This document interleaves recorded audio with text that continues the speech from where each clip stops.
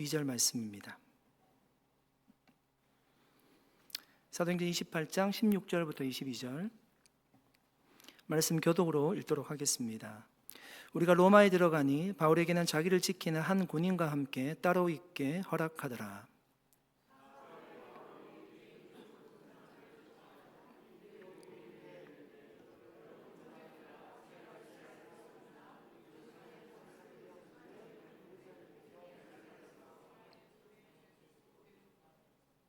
로마에는 나를 신문하여 죽일 제목이 없으므로 석방하려 하였으나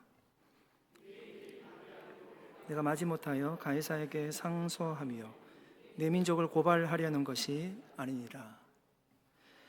이러므로 너희를 보고 함께 이야기하려고 청하였으니 이스라엘의 소망으로 말미암아 내가 이 쇠사슬에 매인 바 되었노라. 편지도 받은 일이 없고 또 형제 중 누가 와서 내게 대하여 좋지 못한 것을 전하든지 이야기한 일도 없느니라. 같이 읽겠습니다. 이에 우리가 너의 사상이 어떠한가 듣고자 하니 이 파에 대하여는 어디서든지 반대를 받는 줄 알기 때문이라 하더라. 아멘. 사도행전 28장까지 오는 동안 정말 다양한 사건이 있었습니다. 이런 바울의 삶을 한번 묵상해 보십시오. 가는 도시마다 복음을 전했습니다. 그런데 빠짐없이 그때마다 박해가 있었습니다. 돌에 맞기도 했고 쫓겨나기도 했고 감옥에 갇히기도 했습니다. 결국 예루살렘 성전에 이방인을 데리고 갔다는 누명을 쓰게 되고요, 재판을 받게 됩니다. 유대인들은 그가 로마 정부를 소욕해 하는 자라는 그 반역죄를 덮어 씌웠습니다. 그래서 결국 오해가 풀리지 않자 바울이 가이사에게 상소함으로 로마로 압송되는 죄수의 신분이 되었습니다. 그러나 여러분, 그 길마저 순탄하지 않았습니다. 우리가 알다시피 타고 가던 배가 유라굴로라는 광풍을 만나서 파선하게 됩니다. 정말 죽음의 문턱까지 다녀왔습니다. 그런 수많은 우여곡절이 지나고 마침내 로마에 도착했습니다. 여러분, 바울이 로마에 도착했을 때 우리는 바울의 삶을 알고 있는데 제3자의 입장에서 어떤 장면을 기대하고 계셨습니까? 바울이 로마에 오는 거 자기 뜻대로 온 것이 아니라 하나님께서 로마로 가라고 해서 로마에 도착했습니다. 우리가 기대하는 것은 바울이 로마 한복판에서 대중에게 크게 복음을 전하는 장면들, 아니면 가이사 황제에게 상소를 했기 때문에 그 황제 앞에 서서 자기가 무죄하다라고 재판을 받는 장면들, 이런 장면들을 우리는 기대하게 될 것입니다. 그런데 실제 모습은 우리가 기대했던 것과는 너무나 다릅니다. 이런 바울은 여전히 자유인이 아닙니다. 감옥에 갇힌 것은 아니었지만 늘 군인 한 사람이 집안에서 바울을 감시하고 있었습니다. 밖으로 마음대로 나갈 수도 없었고 이제까지 해왔던 선교 여행도 할 수 없었습니다.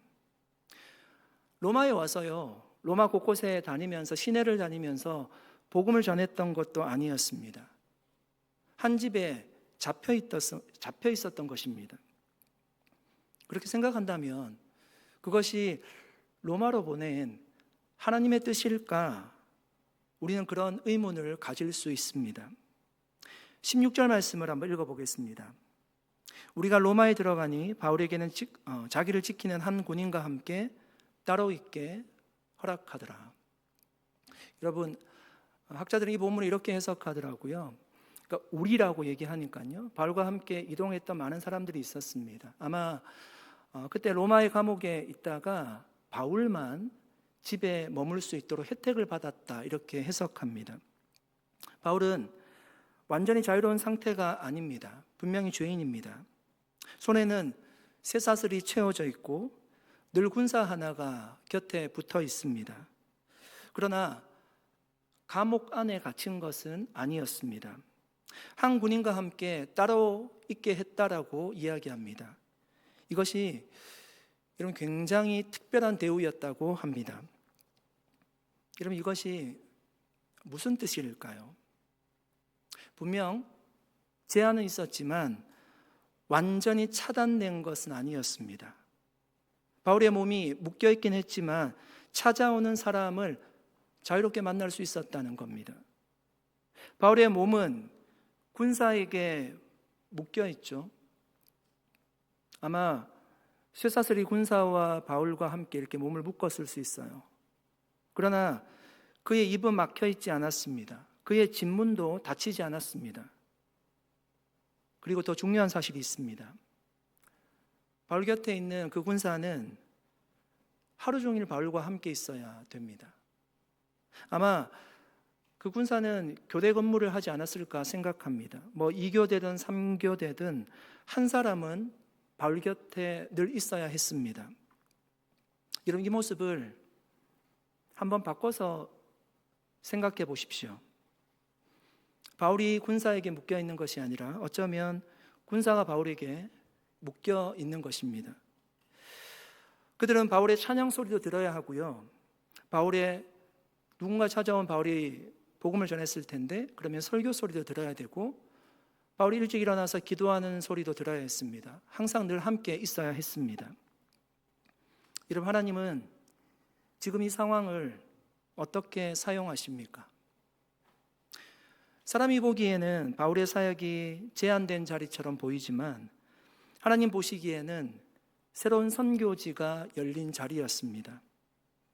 바울은 이제 더 이상 다른 도시를 옮겨 다니면서 복음을 전하지 않습니다. 대신 사람들이 바울에게로 찾아왔습니다. 오늘 본문에 봐도 유대 지도자들이 찾아오고요, 로마 사람들이 찾아왔습니다. 그리고 로마 군인들이 바울의 삶을 가까이서 지켜봅니다. 사랑하는 여러분, 하나님 종종 우리가 막혀 있다고 생각하는 자리를 복음이 가장 깊게 스며드는 복음의 통로로 사용하실 때가 있습니다. 여러분, 오늘날 바울의 셋집과 가장 닮은 장소가 있다면 어디일까요? 큰 병원에 가면 이런 항암병동이라는 것이 있습니다. 그곳에 가면 환자들은 이제 병원복을 입고 있고 링거 줄에 묶여 있습니다. 24시간 내내 그 링거 폴대를 끌고 다녀야 하고, 간호사와 의료진이 바울 곁에 있던 군사처럼 늘 곁에서 지켜봅니다. 바울의 몸에 묶인 사슬과 군사처럼 환자의 몸을 구속하는 환경입니다. 그런데 이 항암병동이라는 사슬에 묶여 있으면서도 바울처럼 그곳을 선교지로 만든 분이 있습니다. 안은주 씨라는 성도님의 이야기입니다. 그녀는 암이 온몸에 퍼져 극심한 통증 속에 투병하면서도 병실에 들어오는 사람마다 복음을 전했습니다. 간호사님, 힘드시죠? 제가 기도해 드릴게요. 옆 침대 환자분에게도 말합니다.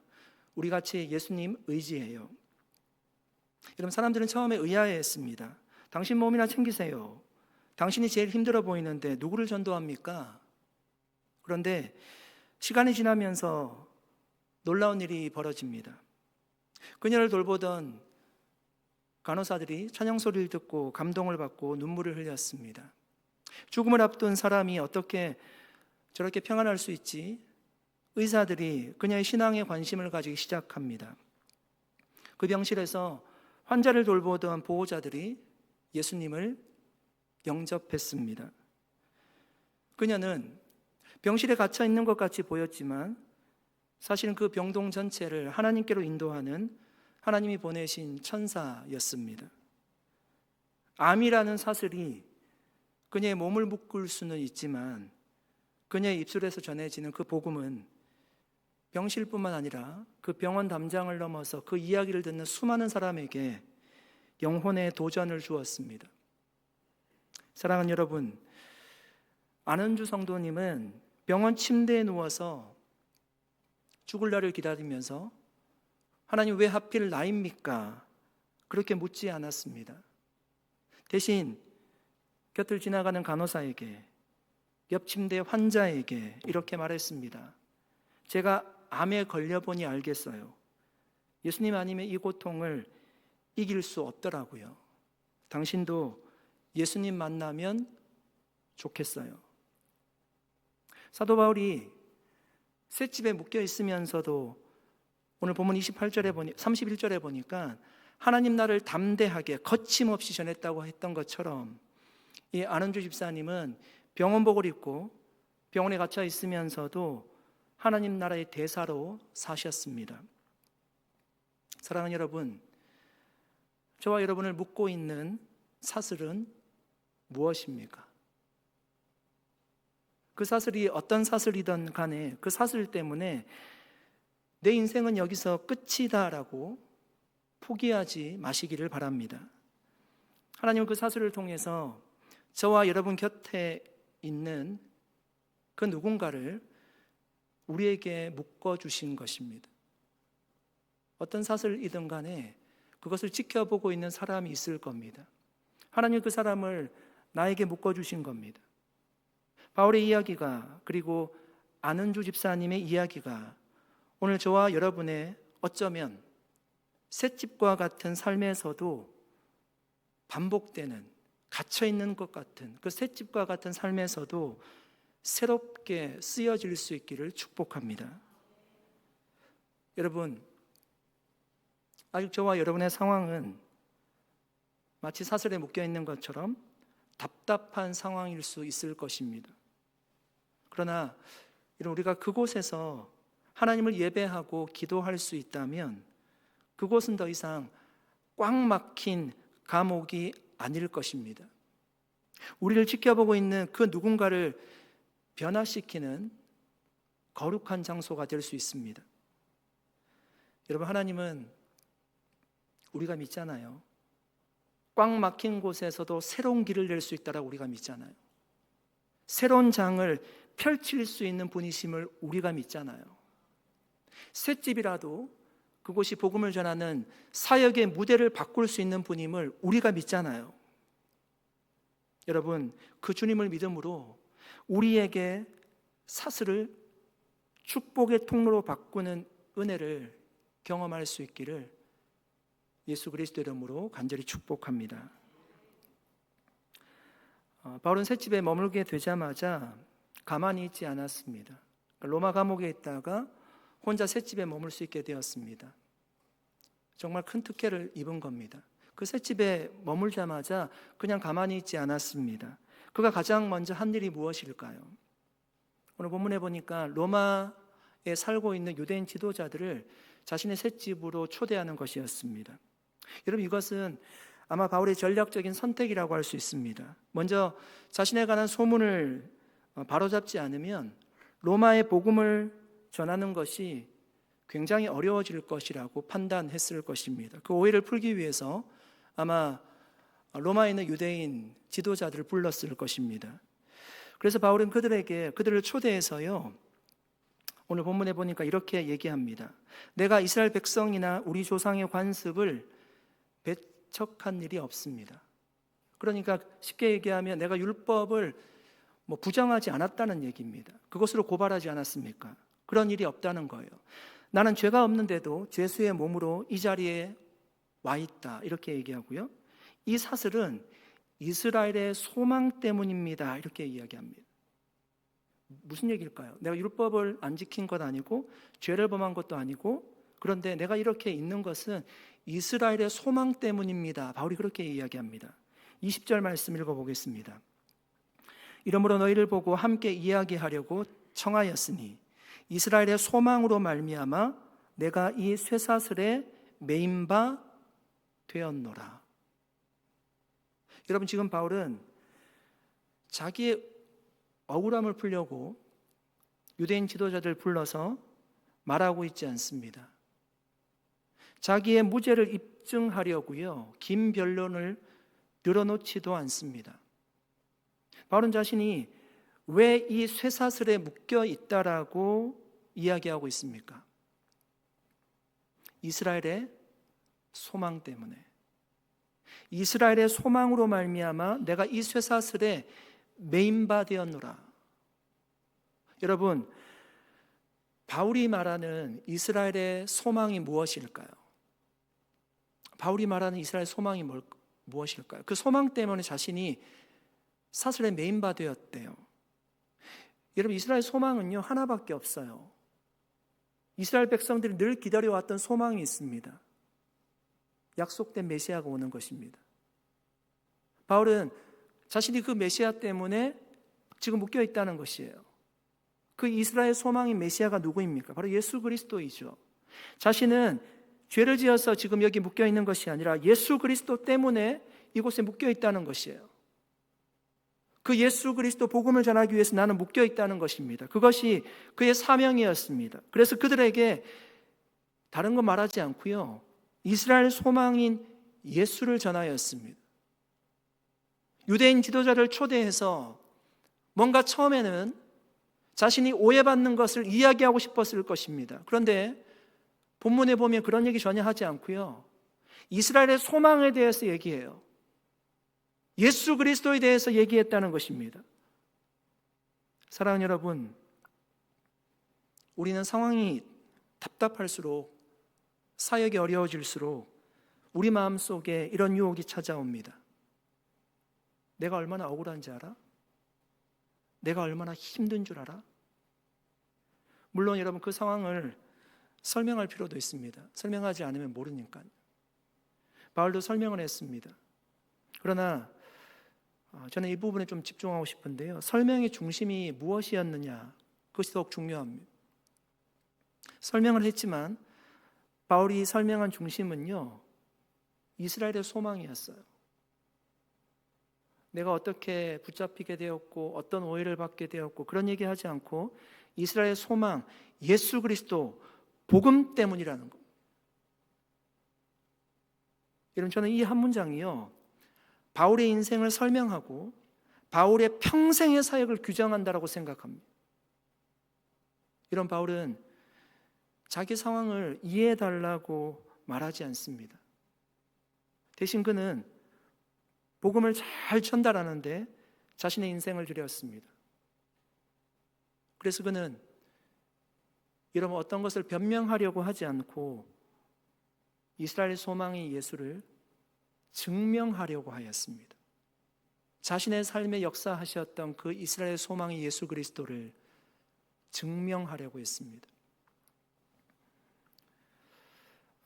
지난 며칠 제 SNS에 정말 도배가 된 사건이 있습니다. 정말 여러분들이 너무 많은 글을 올려주셔가지고요, 똑같은 사건에 대해서 너무 많은 글을 올려주셔서 안 볼래 안 볼 수가 없었습니다. 정말 존경받던 한국의 한 목사님이 은퇴를 한 후에 자신의 아들이 교회를 개척할 수 있도록 40억을 교회에 달라고 요청했다는 겁니다. 많은 사람들이 그 목사님을 정말 존경했습니다. 그 목사님이 쓴 책을 통해서 수많은 도전을 받았습니다. 신학교에서 교수 사역도 하고 서울에서 큰 교회 목회를 하셨습니다. 저도 신학교 때 그 책을 읽고 굉장히 큰 도전을 받았습니다. 그런데 이 한 사건이 그 목사님의 평생 사역을 증명해 주는 사건이 되었습니다. 그래서 많은 사람들이 실망하고 안타까워하고 있습니다. 그만큼 끝까지 우리의 삶을 통해서 예수를 증명하는 삶이 얼마나 어려운가를 저는 보는 것만 같았습니다.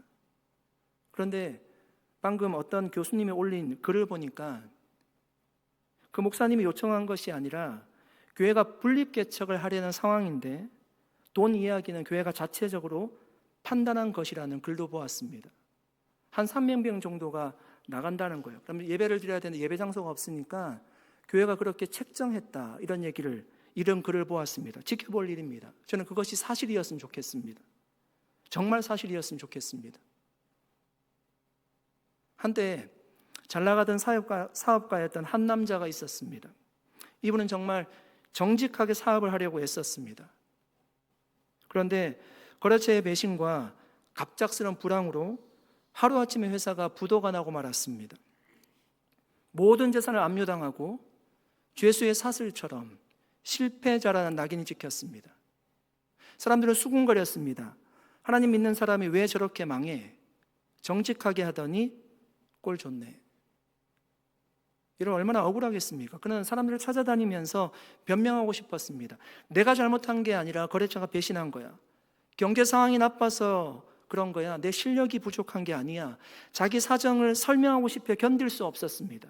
그런데 그때 하나님이 그에게 바울의 마음을 주셨습니다. 변명하지 말고 예수를 증명하라는 메시지였습니다. 그래서 그는 변명을 멈췄습니다. 대신 빚쟁이들이 몰려오는 그 살벌한 현장에서 끝까지 예의를 갖추고 책임 있는 모습을 보였습니다. 단 한 푼이라도 갚기 위해서 막노동 현장에서 일을 하면서도 입가에 찬송을 잃지 않았습니다. 사람들은 그 모습을 보고 의아했습니다. 아니, 사업이 다 망했는데 뭐가 그렇게 즐거워? 당신 하나님은 당신이 이 지경이 되도록 뭐 하셨대? 그냥 그때 그는 웃으면서 이렇게 말했습니다. 제 사업은 망했을지 모르지만 저를 붙드시는 하나님은 망하지 않았습니다. 제가 지금 이 고난을 견디는 힘이 바로 저의 소망인 예수님입니다. 여러분, 이 모습이 바로 변명하지 않고요, 지금 상황은 굉장히 어렵지만 자신의 삶을 통해서 예수를 증명하는 삶이에요. 결국 어떻게 되었을까요? 그의 정직함에 감동한 채권자들이 오히려 그를 돕기 시작합니다. 저 사람이 믿는 하나님이라면 믿어보고 싶다며 그를 비난하는 사람들이 교회에 나오기 시작했습니다. 그는 실패를 변명하지 않았습니다. 대신 그 실패의 자리를 예수를 보여주는 거룩한 통로로 삼았습니다. 사랑하는 여러분, 오늘 저와 여러분을 묶고 있는 상황을 어떻게 해석하고 계십니까? 어쩌다 운이 없어서 겪고 있는 사고처럼 여겨지십니까? 아니면 예수를 증명하라고 주신 하나님의 강단이라고 생각하십니까? 바울은 쇠사슬에 묶여서 좌절하거나 변명하지 않습니다. 이 쇠사슬이 이스라엘의 소망이 예수를 보여줄 통로라고 그는 선포했습니다. 여러분, 우리의 상황이 답답할수록, 우리의 형편이 어려울수록 우리 옆에 있는 그 누군가는 우리의 상황을 지켜보고 있을 것입니다. 저 사람이 힘들 때 어떻게 하지? 어떻게 하나 보자. 그렇게 지켜보는 겁니다. 여러분, 그때가 기회입니다. 억울함을 호소하는 것이 아니라, 옆 사람에게 막 뭔가를 호소하는 것이 아니라, 그때 하나님 앞에 기도하면서 이런 소망을 노래할 수 있기를 축복합니다. 우리가 세상 사람들과 다르게 어려움을 이겨내는 모습을 지켜보게 된다면 그들은 우리 안에 있는 예수를 발견하게 될 것입니다. 그것이 바로 우리가 삶을 통해서 예수를 증명하는 것입니다.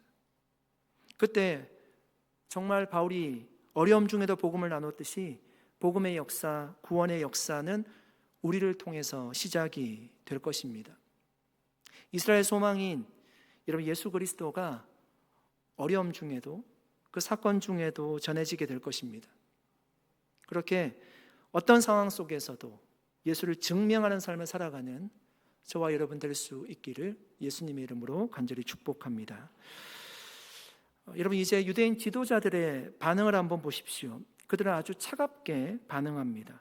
21절, 22절 말씀입니다. 같이 한번 읽어볼까요? 같이 읽겠습니다. 그들이 이르되 우리가 유대에서 내게 대한 편지도 받은 일이 없고 또 형제 중 누가 와서 내게 대하여 좋지 않은 것을 전하든지 이야기한 일도 없느니라. 이에 우리가 내 사상이 어떠한가 듣고자 하니 이 파에 대하여는 어디서든지 반대를 받는 줄 알기 때문이라 하더라. 여러분, 그들이 뭐라고 얘기하죠? 아직 너에 대한 이야기를 들은 적이 없대요. 예루살렘으로부터 공식적인 편지를 받은 적도 없다고 합니다. 다만 아는 것은 한 가지라고 합니다. 이 파를 믿는 사람들은 다 핍박을 받는 것은 우리가 안다라고 이야기합니다. 그래서 그 사상이 어떠한 사상인지 내가 들어볼 마음은 있다, 이렇게 이야기합니다. 굉장히 차가운 반응입니다. 여러분, 이 반응은 어떤 반응일까요? 완전히 거절한 것도 아니고요. 그렇다고 환영한 것도 아닙니다. 마음의 문을 닫지도 않았고 활짝 열지도 않은 상태입니다. 판단을 미루고 유보하고 있죠. 여러분, 이 사건만 보면 우리의 눈으로 보기에는 오히려 복음을 받지 않을 확률이 높아 보입니다. 그런데 여러분, 성경은 이 장면을 실패로 기록하지 않습니다. 왜일까요? 그들이 바울을 만났기 때문입니다. 그들이 복음 이야기를 들었기 때문입니다. 물론 그들은 아직 결론을 내리지 않았어요. 그러나 이미 복음의 질문 한가운데 서게 되었습니다. 여러분, 그들은 생각할 거예요. 도대체 이 복음은 왜 이렇게 반대를 받을까? 왜 이 사람은 쇠사슬에 묶여 있으면서도 이렇게 담대할까? 이 이스라엘 소망이라는 것이 무엇이길래 이렇게 인생을 걸까? 이런 복음은 들리는 순간 사람을 중립지대에 두지 않습니다. 질문을 만들어냅니다. 마음을 흔들어 놓습니다. 바울은 그래서 여러분 조급하지 않습니다. 왜 지금 결단하지 않느냐고 몰아붙이지 않아요. 지금 믿지 않으면 끝이라고 압박하지도 않습니다. 왜냐하면 이런 바울은 알고 있기 때문이에요. 복음의 씨앗이라는 것이 뿌려졌어요. 그들에게 질문이 생겼어요. 언젠가는 그 씨앗이 자란다는 것을 바울은 믿고 있습니다. 이런 바울의 관심은 즉각적인 숫자가 아니에요. 당장의 반응이 아닙니다. 복음이 잘 심겨졌는가? 바울의 관심은 그것이죠. 그래서 그는 오늘 결단이 안 나와도 괜찮습니다. 지금 당장 열매가 없어도 흔들리지 않습니다. 어떤 분이 중요한 프로젝트를 설명하기 위해서 프리젠테이션을 했습니다. 자료도 잘 준비하고 설명도 최선을 다했습니다. 그런데 미팅이 끝나고 상대방이 이렇게 말합니다. 오늘은 결정하지 않겠습니다. 내용은 이해했습니다. 내부에서 더 논의해 보겠습니다. 여러분, 이 말을 들으면 어떤 생각이 들까요? 아, 이거 거의 안 된 거구나. 괜히 수고만 한 것 같은데. 그런데 몇 주 뒤에 뜻밖의 전화가 옵니다. 그날 이야기한 내용이 계속 마음에 남았습니다. 다른 제안도 받았는데 처음 들었던 그 방향이 자꾸 생각납니다. 다시 한번 이야기해보고 싶습니다. 처음 만남에는 아무 결론도 나지 않았습니다. 계약도 없었고 사인도 없었습니다. 하지만 그 만남은 실패가 아니었습니다. 왜냐하면 생각의 씨앗이 이미 심겨졌기 때문입니다. 이런 부모님들은 잘 아실 겁니다. 아이들에게 아무리 좋은 말을 해도 그 자리에서는 전혀 반응이 없을 때가 있습니다. 굉장히 공감하지 못하는 저희 집의 이야기입니다. 고개만 끄덕이고 알았어라는 한마디 듣기가 굉장히 어렵습니다. 그런데 몇 달 뒤 어느 날 아이가 불쑥 이렇게 말할 때가 있습니다. 그때 아빠가 그렇게 얘기했잖아. 언제요? 자기가 분리할 때 꼭 그렇게 얘기합니다. 그 순간 부모는 알게 되죠. 아이가 그 이야기를 안 받은 것이 아니라 그 말이 이미 아이의 마음속에 심겨져 있었다는 것을 우리가 확인하게 됩니다. 이런 복음이 그럴 때가 많습니다. 복음이 즉시 열매 맺는 것은요, 아주 드문 일이에요. 여러분 아시잖아요. 굉장히 드문 일입니다. 복음은 사람 안에 질문을 심습니다. 바울에게 복음을 들었던 사람들이 바울에 대해서 질문을 가지게 돼요. 저 사람은 왜 저렇게 그 복음이라는 것에 생명을 걸까? 질문을 항상 하게 됩니다. 복음을 듣는 사람은 질문을 늘 마음속에 가지게 돼요. 그 질문이 하나님의 일하시는 시간과 만나게 될 때 그때 열매가 맺히는 거예요. 그래서 바울은 조급하지 않습니다. 그래서 오늘 결론이 없어도 흔들리지 않습니다. 바울의 기준은 지금 몇 명이 결단했느냐, 그것이 아니라 복음이 제대로 심겨졌느냐 하는 것입니다. 사랑하는 성도 여러분, 우리가 전한 말씀이 오늘 당장 반응이 없다고 해서 실패라고 단정하지 마시기를 바랍니다. 복음이 들리는 순간 이미 하나님의 일하심이 시작된 줄 믿습니다. 복음을 전하면 의문을 가지게 되죠. 일하기 시작했던 증거입니다. 저도 때로는 설교를 하고 좌절할 때가 굉장히 많습니다. 제가 준비한 만큼 제대로 전하지 못했다는 그 생각을 할 때 굉장히 마음이 어렵습니다.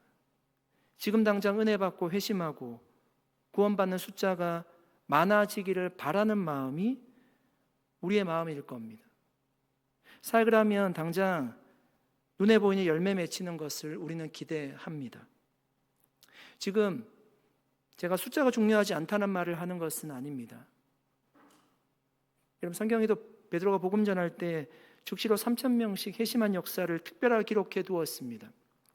그러나 정말 극히 드문 일입니다. 문제는 숫자가 목적이 될 수는 없습니다. 영혼이 목적이지 숫자가 목적은 아닙니다. 지금 바울은 로마에 와 있습니다. 하나님의 사명을 따라왔습니다. 그런데 즉각적인 회개도 없고요, 공개적인 결단도 없고 박수도 없어요.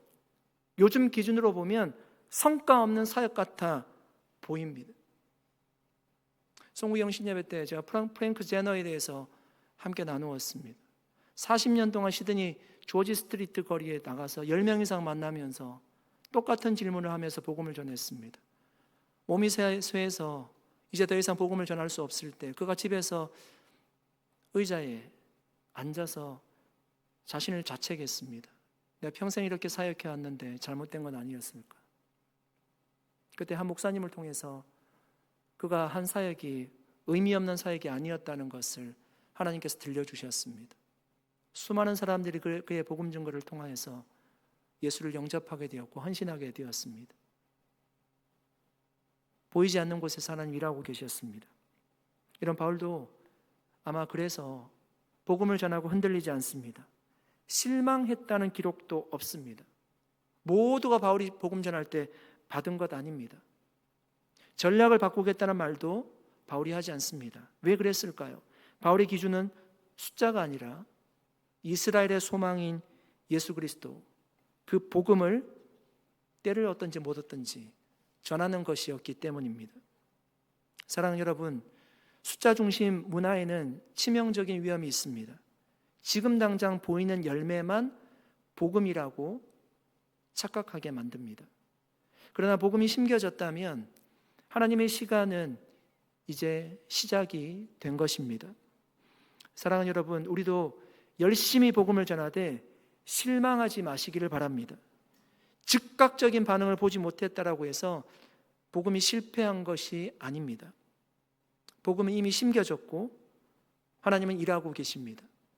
주님이 반드시 열매 맺게 하실 것입니다. 여러분, 이 말씀을 믿고 우리가 바울과 같이 2026년 어떤 상황 속에서도 좌절하지 않고 낙심하지 않고 하나님께서 우리에게 주신 비전인 다음을 세우는 일을 위해서 복음의 씨앗을 뿌리는 저와 여러분 될 수 있기를 예수님의 이름으로 간절히 축복합니다. 기도하겠습니다. 살아계신 하나님, 감사드립니다. 오늘 주의 복음을 함께 나누었습니다. 하나님, 바울이 로마에까지 오는데 수많은 일들이 있었습니다. 돌에 맞기도 하고 감옥에 갇히기도 하고 죽을 고비를 정말 많이 넘겼습니다. 하나님의 뜻 가운데 로마에 도착했지만 여전히 그는 집에 묶여있는 신세입니다. 그럼에도 불구하고 하나님, 원망하지 않고 그곳에서 복음을 열심히 전했습니다. 복음이 심겨지기를 바라고 이스라엘의 소망인 그 예수 그리스도 복음을 전하는데 자신의 삶을 드렸습니다.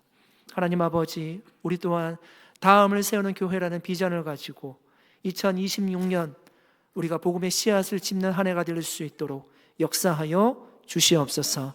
한 마음으로 기도하게 하시고 하나님 비전을 바라보게 하여 주셔서 금방 우리에게 열매가 맺히지 않는다라고 해서 우리가 주님 앞에 탓하는 것이 아니라 반드시 일할 줄 믿고 기도하고 때를 기다리고 함께 연합하여서 주의 놀라운 역사를 보는 우리 모두가 되게 해 주시옵소서. 감사드리고 예수님의 이름으로 기도드립니다. 아멘. 우리 함께 찬양하고 기도하겠습니다.